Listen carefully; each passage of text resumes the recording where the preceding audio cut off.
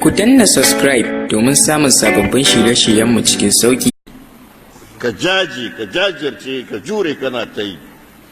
Balle yanzu wanda ke da iyalai tare da shi gaban shi, yaro in ka shiga kayan bacci yara suna chatting suna waya sai karfe 2 za su shiga da bacci ko 3. Lokacin da bacci ya dauke su kai kuma ka ce su tashi su sai sallah asuba. Za ku samu shiri tsakaninku da kullum ka samu aiki kenan. Ka ce kar su je yawo, ba su je yawo ba, sun shiga gida ka kulle karfe 8 ko karfe 9. Amma dai ba waya na hannunsu ba, to duniyan duk suka kawo, duniyan duk suka dauko a hantafin hannunsu, su shiga duk inda suke so. Dama dabaran da bature yayi kenan. Ba zai ce maka dai na kaza, a'a, sai kawo ma abin da zai kayatar da kai ya dauki hankalinka. Sai kana karatu alkur'ani kana Allah Allah izifi ɗaya ne ko biyu ko kana Allah Allah ka gama. Kana gamawa me zaka dauka ka bude?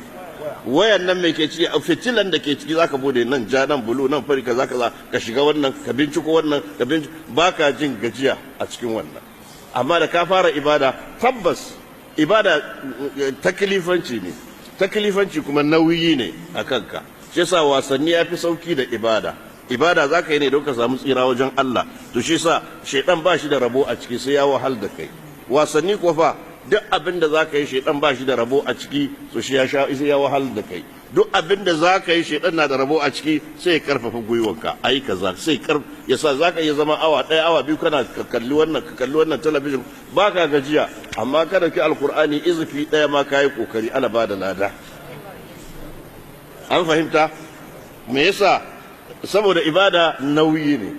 Ko kai a gida ɗanka da ka haifa ko ya fi jin maganan abokansa a waje, zai je ya sake suna hira suna menene, saboda wasanni ake yi.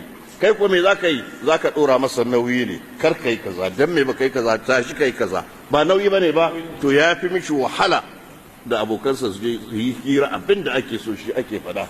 Tuhon rai kenan, a zo a dawo shi kenan, an bata lokaci. An fahimta? Yasa duk abin da yake taklifanci ne ke ciki, to yana da wahala. Shi yasa ibada take da wahala. Duk abin da zaka yi shaidan bashi da rabo, an muna son ai kaza za gina masallaci ko za gina makaranta ko za tara marayu, za ta menene da menene, a ji a same ka gida kai kadai, za ka yi karfin hali ka dauka 5,000 ko 10 ka bayar. Amma in taron jama'a aka yi fa, aka kira wane da wane, ka taso ka taka ka zo ka karbi speaker, dan Allah bakinka zai cewa na bada 10,000? Kai da kanka kana jin kunya, kai da kanka ka san ba daidai bane ba. Saboda me? Saboda gida tsakaninka da Allah ne. Shedan ba zai samu rabo ba, sai ya shiga zuciyarka, ash-shaytanu ya'idukumul faqra wa ya'murukum bil fahsha. To nan kuwa fa duniya ta gani za a yabe ka, za a jinjina maka, sai ka kaji karfin gwiwa, na ba da miliyan 2, na ba da miliyan 5, amma in gida ne fa, to gashi nan ga 10,000 na Allah baya yawa baya karewa, ne baya yawa baya kadan, na Allah baya yawa baya kadan ko shi dan kenan.